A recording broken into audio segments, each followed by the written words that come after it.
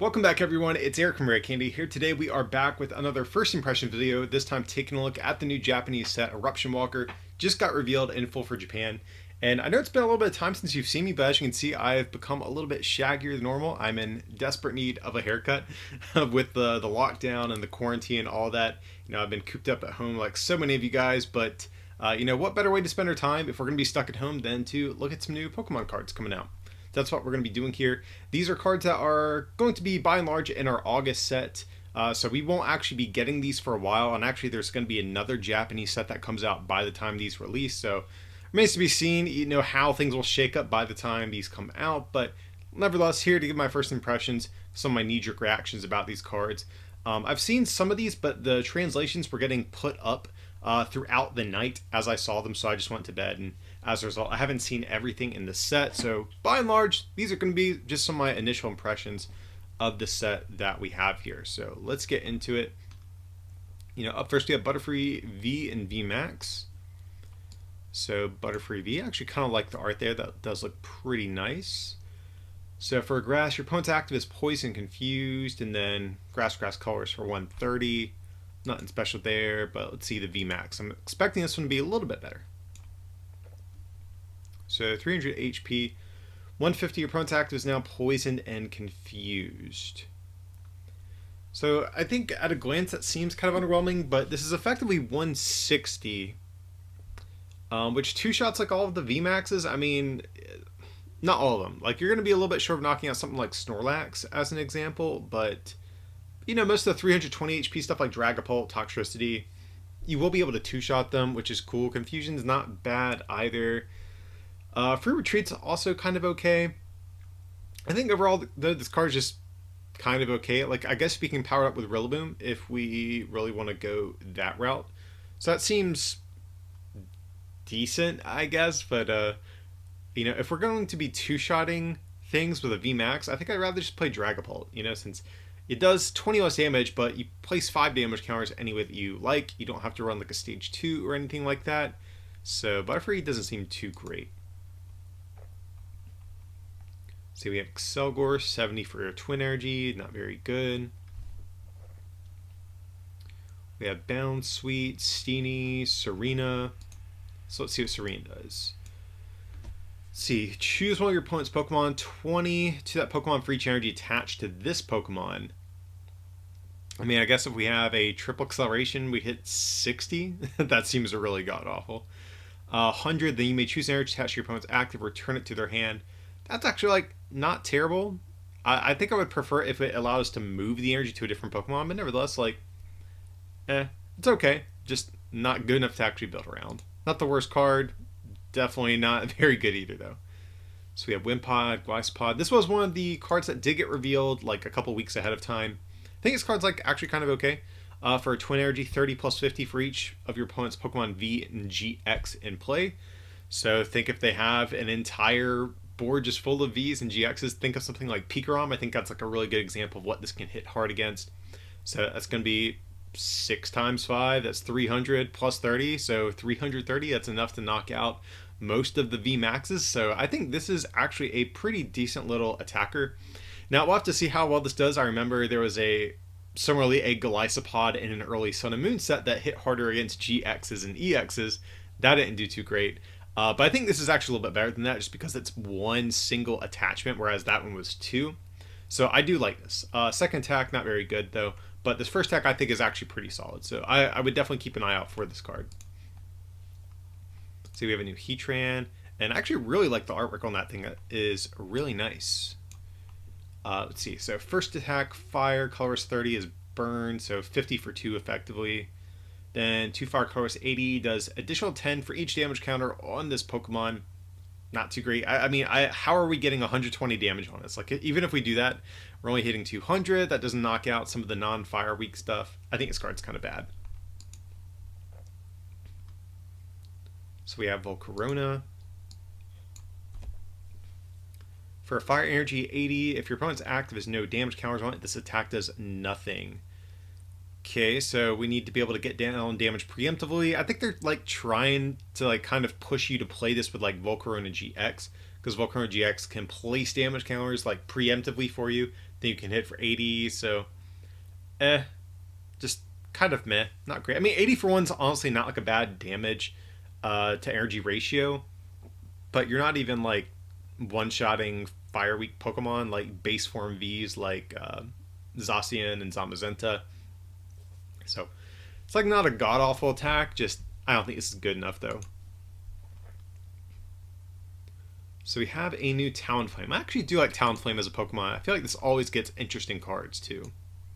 Definitely like the art on this. I think definitely very nice artwork out of some of the cards we've seen so far. Let's see. So ability, if this Pokemon is your active and is damaged by an opponent's attack, the attacking Pokemon is now burned. Okay, so basically it has like a built-in Rocky helmet. Not god-awful. Then fire, 2 colorless, 120. The defending Pokemon can't retreat. Attack just not very good, unfortunately. So we have Centiskorch V and VMAX. These were one of the first cards revealed. I know they have something to do with milling, I think, or discarding energy, something like that. Something annoying is what I remember. So let's see. For a fire, you may discard 1 energy from this Pokemon. If you do, choose 1 energy attached to your opponent's active and discard it. So 20 and discard energy. That's probably not terrible for just like a little poke attack. If you need to like kind of take a turn to just set up and evolve, that could be a nice way to kind of stall your opponent for a turn to make sure you don't get one-shotted. Then 180 for 4, nothing too great, but I'm expecting the VMAX to be a little bit better. So let's see. For just 2 colorless energy, it's actually a pretty good attack cost. Does 40 more for each fire energy attached to this Pokemon. You may attach a fire energy from your discard to this Pokemon after calculating damage for this attack. Okay, that's kind of cool. So kind of like snowballs your damage output. So if we have, let's just say 3 fire, welder and 1 attachment. So what, 3 fire energy, it's going to be 120 plus the 40 base damage, 160, right? So you can get another energy to where you're hitting 200 next turn. Like, I definitely see a world where if you attack with this thing and it doesn't get swung back on, then you just welder again, and suddenly you're basically like one-shotting most things from that point on in the game. I could also see you playing this like Baby Volk. I mean, you could even play this with like greens and Baby Volcanion. Like first turn, obviously Flare Starter, get 3 energy on this thing, and use all your welders from there to like really stack your damage. So let's run through the math on that real quick. If you go second and use Flare Starter on this thing, let's say you whiff the welder, it's 3 energy, so you're hitting 160. Then next turn, add another 120 effectively, so 280. One shots tag teams. So that seems kind of okay. I kind of like this card.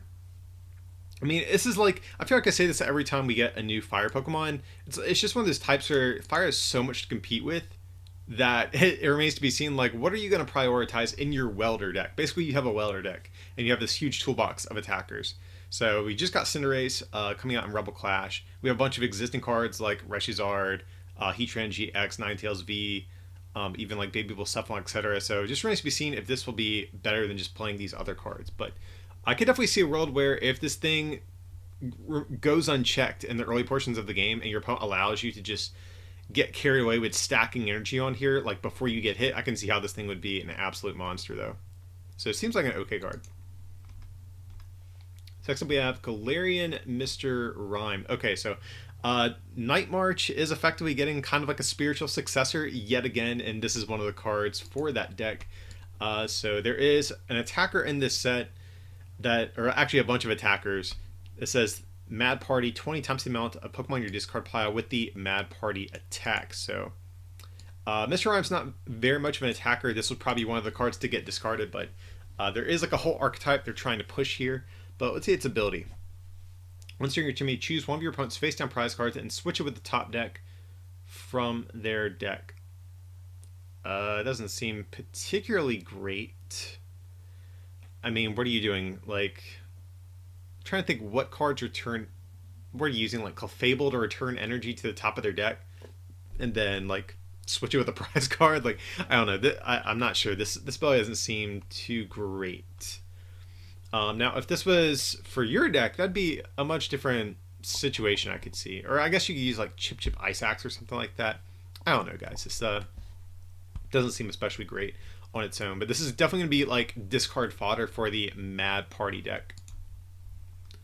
So we have Milotic. This was another card that did get revealed ahead of time. So once during your turn, you heal 20 from each of your Pokemon. So this is one of those cards where if spread ever becomes big, then you can just tech like an 0-1 Milotic in your deck that already plays Ditto, and you can just beat the spread deck. So spread ever becomes good, just play Milotic and you just win, probably.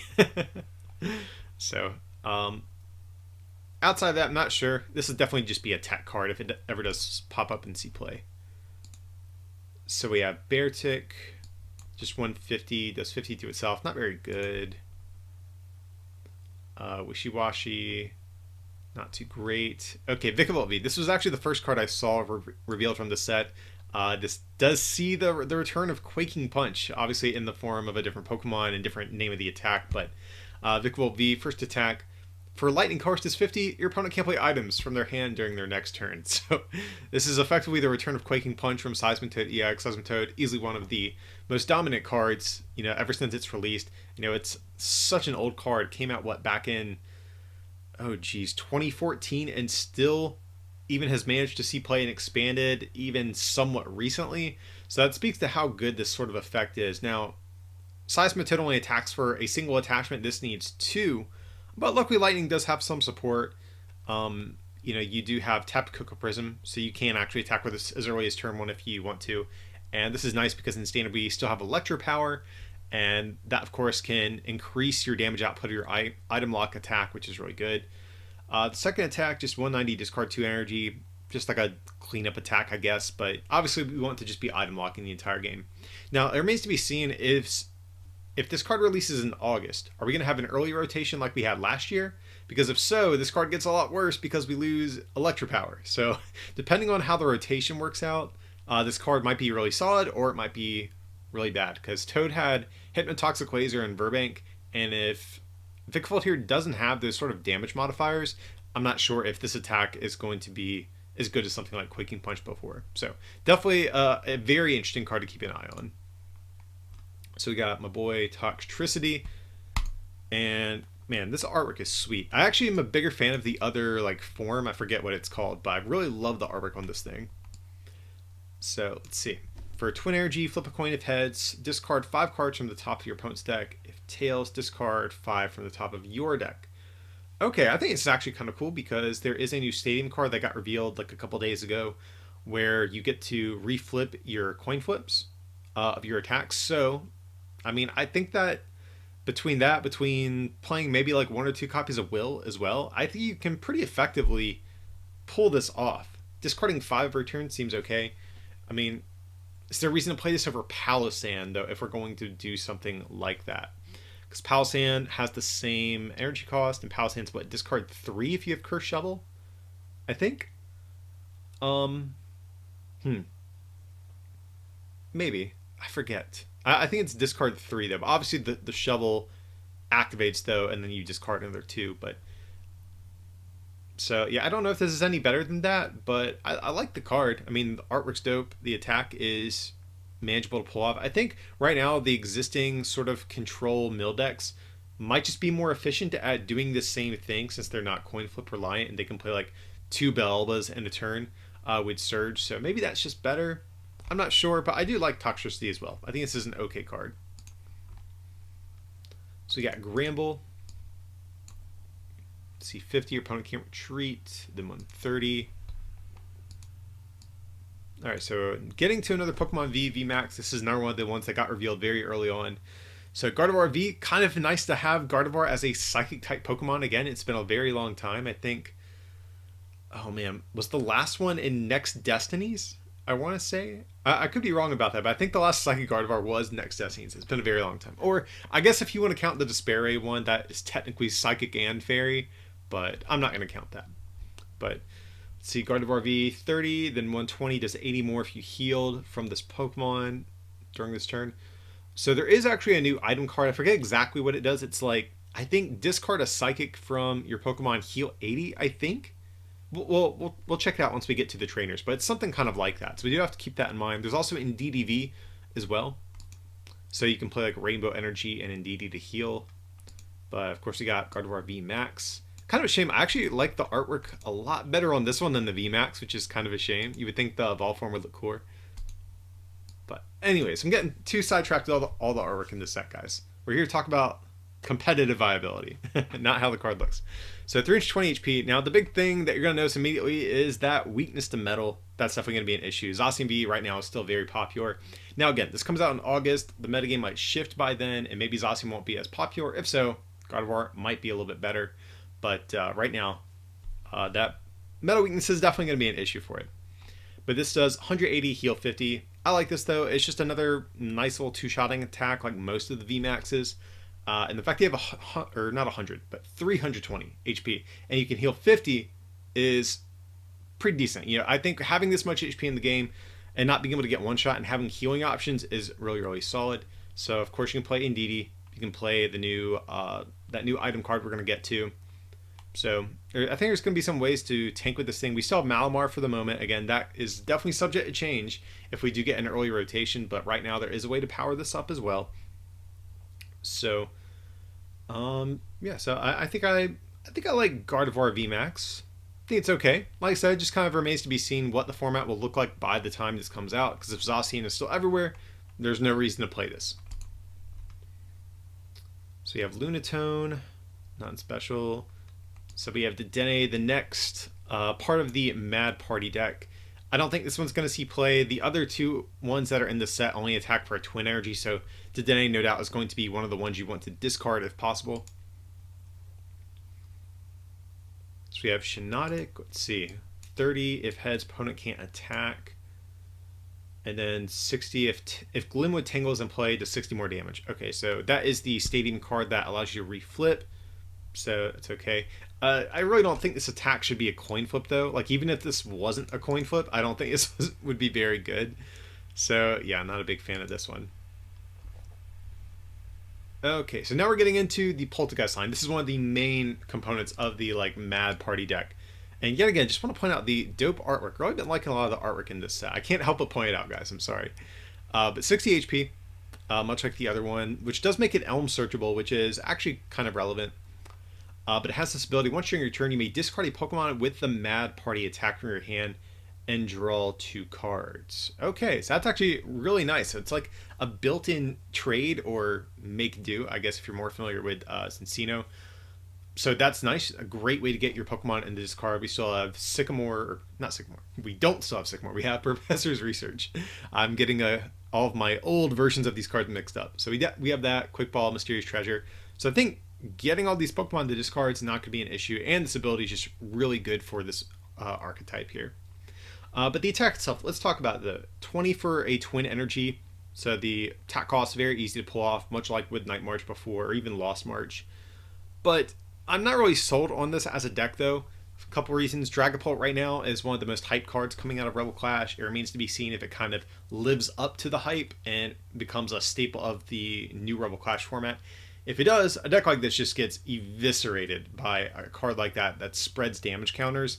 Low HP Pokemon like this just have no shot unless you're going to play like 4 Sky Pillar or something kind of like that to prevent the damage. So that's definitely an issue. Also, too, think of Night March. Night March came out back in, what, 2014?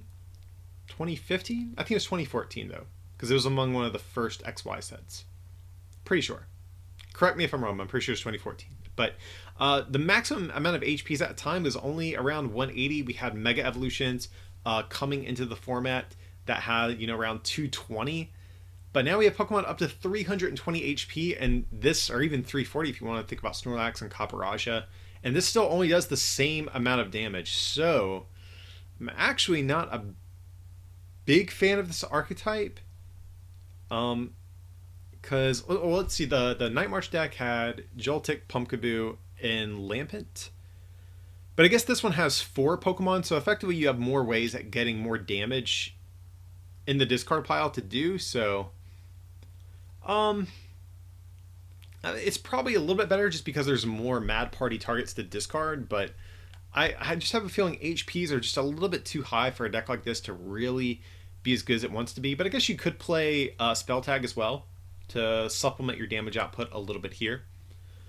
So I don't know. I definitely am very excited to test out this archetype. I had a blast playing Lost March. I played Night March for a little bit as well back when that was in Standard.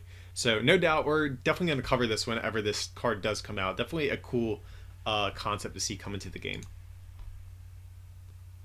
So we have Duck Trio, 30, flip coin pets prevent all effects of attacks, including damage. Not great. So we have Tyranitar. It's actually the first fighting Tyranitar in a very long time. The last one, God, what was it? I think it might have been Dark Tyranitar. Like, or maybe there was even like an e-reader one that was fighting. No, I think literally the last one that I can remember is Dark Tyranitar. I could be mistaken, but yeah, it's been a very long time since Tyranitar has had any representation as fighting in the game. So that's kind of cool. Oh, Pupitar actually does have kind of a cool attack. So for triple, does 40, search your deck for an evolution, put it on top of this Pokemon. That's kind of okay.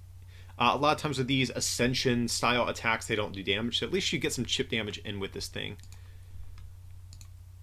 So Tyranitar, 180 HP, 4 retreat, 120, discard a Stadium in play, not great. Then Fighting, 2 colors, 250, discard top 5 cards of your deck. Ugh. Yeah, unfortunately, like normal, Tyranitar, it's very tanky, very bulky, hits kind of decently, but awkward attack costs. If this was discard the top 5 cards of your opponent's deck, I think we'd be in business, but I don't think this is good enough, especially as the format progresses and we start to see more VMAX Pokemon as opposed to tag teams sort of take over the format. This attack gets less and less viable as time goes on. So I think Tyranitar is probably pretty bad.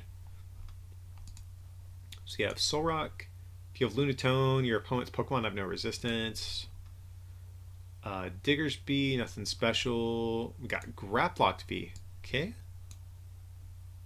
So Fighting Energy 20. If the defending Pokemon is a basic, it can't attack during your opponent's next turn. Okay, on 2 Fighting and a Colorless, 120. Flip a coin to pets. This attack does 100 more damage. So, I mean, the second attack's like kind of okay. I mean, it can one-shot a Zacian, but it's on a coin flip, so that feels really bad. Even the first attack isn't that great either. Like, and there's so many switching cards in the format too right now. Like, as soon as they leave the active, it resets this effect that's placed on them. So, yeah, I really don't think this card's anything special for the moment. So we have Grimer and Muck. Just some poison. We got a new Darkrai. So 120 HP. This Pokemon has a Dark Energy attached. It takes 20 less damage from attacks. I guess that's fine. So effectively 140 HP. And let's see, Dark Spiral for 3 colorless to 60, plus 20 more for each dark attached to this Pokemon. So of course we have the new Hydreigon that's probably going to come out in the same set. So that's a way we can accelerate energy. We still have the Weavile red and blue combo as well if we want to go that route. So with 3 dark, that's 120. It's like okay. It doesn't even one-shot Dragapult though. So we would need what? 2? Yeah, we would need 5 energy to one-shot a Dragapult since it has 320. So yeah, this card doesn't seem all too great. It does have an unlimited damage cap, but I just don't think this thing is quite strong enough though. So we have Liepard. Let's see.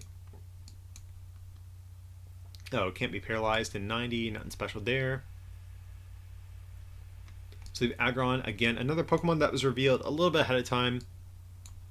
So stage 2, 160 HP. This one's actually a little bit weaker than some of the other Aggrons we've seen as of lately. But if this Pokemon has full HP, it would be knocked out by damage from an attack. This Pokemon is not knocked out, and its remaining HP becomes 10. Okay, so it's kind of like Focus Sash that we've seen in the past. This is definitely a really good ability. And I think actually getting this thing powered up really isn't out of the question either. You can 2-shot VMAXs for 160. You have Triple Acceleration, Metal Saucer, obviously. So I don't think this card is actually awful. Just streaming this attack throughout the game could be an issue, like, because you're going to run out of triples at some point, so that seems awkward. Also, if your opponent plays Dragapult, they can easily make quick work of this deck, so it's not a god-awful card, but Dragapult, especially being popular, instantly I think kind of negates any chance of this ever being good. So Scavalier, let's see. Yet again, pretty cool artwork. Definitely like this on a Scavalier here. So Fury Cutter. Okay, it's a big coin flip attack. 60, nothing special. Galarian Stunfisk V. I can't wait to see what sort of meme we have here. So 200 HP ability. This Pokemon's max HP is increased by 20 for each metal. Okay. 2 metal attacks, so 240 HP, most likely, that you're going to be working with. So 2 Colorless Energy 60. If this Pokemon is damaged by an attack during your opponent's next turn, put 12 damage counters on the attacking Pokemon. Okay. That's interesting. I mean, that's definitely good considering the attack is so underpowered. One thing I do think is cool, you could potentially play this with Giant Bomb, since Giant Bomb is still going to be in format. So if they attack in you and do 180 damage or more, you can force them to take 220, which is ludicrous. Now, again, if they see you're playing this, they're not going to be going for the big one-shot attack. They're probably just going to try to poke you with a different sort of attack. But even still, they take 12 damage counters. That's definitely pretty annoying. So I think this card is kind of cool. Is it better than playing Zacian? That's the next question. Yeah, not sure about that one though, guys. Well, it does have 4 retreats, so you can play buff padding, which is something to think about, I suppose. So that'd give you 240 plus your, or I'm sorry, 250 plus your 2 metals, so 290 HP. Like, I don't know. I think this card's like kind of cool. I'd be open to experimenting with it. So we have Furet, as usual, garbage. And we have Bunnelby. So this is the other of the Mad Party Pokemon. So also this one is under 60 HP. So this actually the Sinistea evolution or Poltegeist evolution line plus the Bunnelby, all searchable by Elm, which I think is really, really good, especially since you can actually kind of play it like a Zoroark engine where you use Elm to get out all of your Pokemon. And then Elm can also get out your Stage 1, which can allow you to draw some more cards. Much like we saw with Zoroark decks, they would play 3 to 4 Bridgets and then kind of trade away the excess ones in the mid and late game. So definitely like its HP. And again, the attack is kind of the same here. So this is actually probably your primary attacker. You probably want to keep your Poltegeist safe. Or actually, I shouldn't say you discard your Elms. You would discard your excess Mad Party Pokemon. So a little bit different than Zoroark, I suppose. But yeah, you probably attack with this and keep your Poltegeist safe on your bench, more than likely. Let's see, we have the Corviknight evolution line. I am a fan of Corviknight. I think one of the cooler new Pokemon from the Sword and Shield games. Yet again, do like the art on this. I can't help but like that. The ability, once during your turn, whenever you play this card from hand to evolve a Pokemon, you may choose one of your Pokemon, excluding any Corviknight, return that Pokemon, all cards attached to it, to your hand. So I think this ability is actually pretty cool, but it's just kind of a shame that it's only a coming into play ability. But I guess you can use Scoop Up Net with it. That is actually kind of relevant. So what are we trying to return to our hand? That is kind of the question here. Ideally some sort of damaged Pokemon or like another Pokemon with a strong coming into play ability maybe. I'm sort of blanking right now. I know there's got to be something. I could see maybe even something where you move damage counters like off of your active to like a bench Pokemon, then use this. But I guess then you could just use Scoop Up Net if you really wanted to do something like that. I mean, the more I'm thinking about, the more I kind of just want to play Scoop Up Net. I could see this being decent with some sort of attacker that only attacks for like a single attachment. I think that's where I can maybe see this.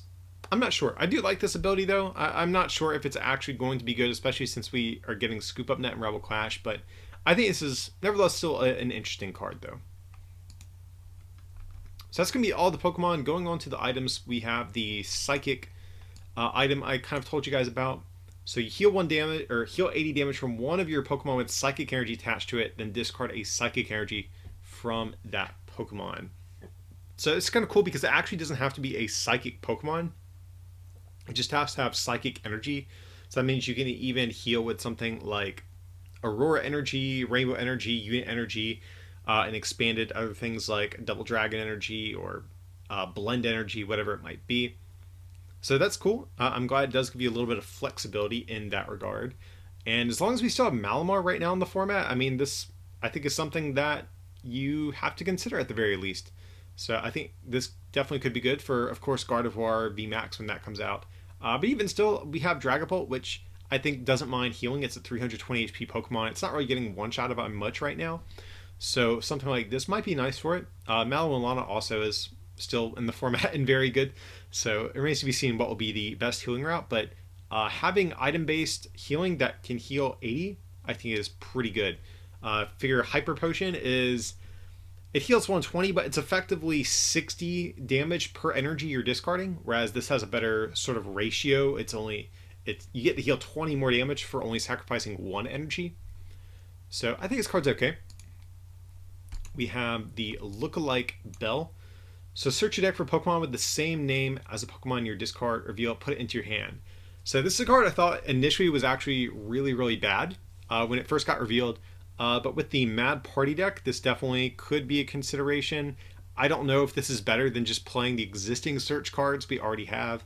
I think Quick Ball and all of that stuff and Evolution Incense might just be better. But it's definitely a consideration, though. I don't think it's bad in the context of the Mad Party deck. But again, just has a lot of other good searching options right now to sort of contend with. So we have Old Computer, flip 2 coins. If both are heads, choose 1 card from discard pile, reveal, put it into your hand. Yeah, we are never playing this. Like, playing Recycle back in the day is already sort of a hard sell, which is only 1 coin flip. Now, granted, it goes to the top of your deck, but even that card saw not a whole lot of play. And even right now we have Order Pad, which sees some play, but that's, again, only 1 coin flip. We're not flipping 2 coins, guys. We are not that lucky. Or... I'll have to look at that Stadium card. If it applies to trainer cards too, yeah, we might play this. But if that trainer card or that Stadium only applies to attacks, then yeah, we're definitely not, though. So you have Big Parasol. So it's a tool card. As long as the Pokemon's card is attached to as you're active, prevent all effects of your opponent's attacks, except damage done to all of your Pokemon. Existing effects are not removed. Okay, so this is actually kind of a cool card. This could be actually good against Dragapult VMAX. Just because right now we have Galarian Mr. Rime, but the issue with that is it requires energy to be on the Pokemon you're trying to keep safe from Dragapult. Big Parasol or Parasol, however you want to pronounce this, could be a little bit better. Realistically, they're probably only going to play 1 Tool Scrap or Max in their deck. So if you play even like 2 of these, I think that could be a good tech option, or maybe even 3. That might be decent. Because it does need to be your active. And if they use some sort of gusting effect, that would allow them to get around it, I suppose. Yeah, so maybe the more I'm thinking about it, maybe this isn't as good. Maybe Sky Pillar actually might just be better. Not really sure. I guess it depends on what Dragapult lists will be looking like by the time this comes out. So that is something to keep in mind. We have Kabu. Shuffle your hand into your deck, draw 4. If you only have 1 Pokemon play, draw 8 instead. Shuffle and draw 8's good. That's actually very good. I do kind of worry this is too situational. Like, realistically, you want to use this the first turn of the game. And what happens if you open with 2 Pokemon? Are you just not going to bench the other one? Just so you can draw a couple of extra cards? I don't think you're doing that. So, like, this leads me to think about this in the context of maybe some sort of, like, wall deck. Like, where you just leave, like... I don't know, like a Magikarp Wailord in the active and just try to wall with a single Pokemon at a time. I could see something like that, maybe. I don't know. This card seems bad. Probably not going to play this. So we have Pokemon Breeders Nurturing. Choose up to 2 of your Pokemon play. Search your deck for a card that evolves from each of those Pokemon. Put it on top of the Pokemon to evolve it, then shuffle your deck. You can't use this card during your first turn or on a Pokemon that just came into play. So it's basically like a double Evo Soda, which is a cool effect, but just not on a supporter. I don't think I'm playing this. Like, now one thing this does apply to VMAXs, so that is good. So like, the issue with the issue I think with the supporter-based forms of basic search is that none of them are very strong. So maybe there is a world where you just play a bunch of quick balls, and instead of playing supporters to search your basics, you play supporters to get your evolutions in play. Maybe. I don't know. I'm not too excited about this card overall, though. I think I'm going to pass. And we have Glimwood Tangle. So once during each player's turn, after they flip a coin for an attack, they may ignore all results of those coin flips and begin flipping those instead. Okay, so yeah, this will not apply to trainer cards. This is only going to be for attacks, which is fine. I'm trying to think of any like really broken attacks right now. I think there's a Xatu in format that on a coin flip puts your opponent down to 10 HP. So that's something that would like something like this. I mean, there's a billion cards that require coin flips for the attacks, so no doubt we're going to have to comb through the card pool to find what are going to be the best options for this. But this is definitely much more effective than using something like Will, which is a supporter. I mean, you want to use your supporter for turn on something like Professor's Research, Cynthia, or something like that. So I really do like the fact they are giving coin flip based attacks a little bit more consistency. Again, this will be something we probably have more in-depth thoughts on when our full set review ends up coming out, though. And then we have Heat Fire Energy, the next of the special energies. So it's a fire energy. If it's attached to a fire Pokemon, its maximum HP is increased by 20. So that's okay. I think this is definitely the worst of the special fires or special energies we've seen thus far. I think the Psychic and Lightning ones we're getting in Rebel Clash are a lot better than this, but nevertheless, it's something to consider. The issue is, though, if once you start playing this, it starts eating into your Welder consistency. So if you ever do play this, it might have to be like a 1 of or 2 of, maybe, if that even. I think most decks, especially like Baby Blacephalon and even Big Blacephalon as well, probably will never use this. Not that I can see at least, but nevertheless, I mean, I could definitely see this being good if we get a fire Pokemon that attacks for just a single fire energy. You would definitely prefer to play this over something like basic fires, but yeah, definitely not as good as the others. But yeah, guys, that brings us to the end of the set here.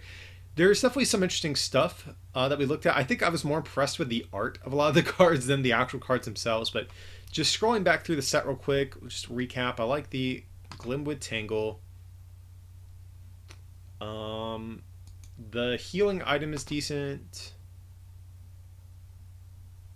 I think my favorite batch of cards is actually going to be the Mad Party sort of deck archetype they're sort of forcing upon us. I think it looks like a lot of fun, so definitely want to mess around with that.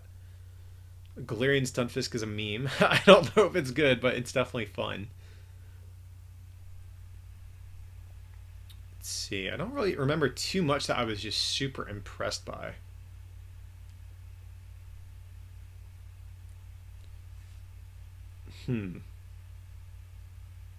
Gardevoir's cool. Again, this is one of those things where if Zacian is still popular, or even Zamazenta, this card is god-awful, but if the format changes by August, Gardevoir could be in a better spot. Let's see. Toxtricity looks kind of cool. Vikavolt, obviously this card's super cool. Again, this is sort of contingent on if we get another early rotation this year. If not, this card might be good for a little bit before the rotation happens. Let's see, Milotic might be a decent tech. Centiskorch is okay. Let's see.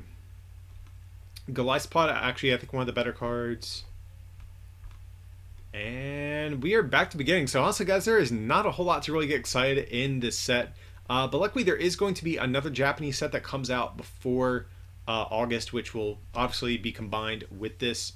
There is also the starter decks with Grimmsnarl and Charizard VMAX as well, so we have to keep that in mind too. Overall, like I said, a pretty weak set, but it's so exciting, of course, to look at new cards that are coming out. And of course, guys, I know these are just kind of my, first impressions here, but for our actual set review, that is still going to be coming. That'll probably be in like late July, early August, something like that. And we'll obviously go much more in depth on all of the different ways to play these cards then. But I hope this held you over in the meantime, and of course, gives you something to watch while we're all sort of cooped up at home during these like trying times that we're living in right now. But I hope you guys did enjoy this video today. Of course, if you did, feel free to like and subscribe, and comment down below too, what cards from Eruption Walker did you like most? Do you think there's any cards I was too hard on, not harsh enough on? Definitely sound off below down in the comment section. Let us know what you're looking forward to. And if you can support this channel as well by becoming a patron over at patreon.com/rarecandytcg or by picking up some merch from our online store at rarecandytcg.com, it would mean a lot. But as always, thanks so much for watching, and we'll see you next time.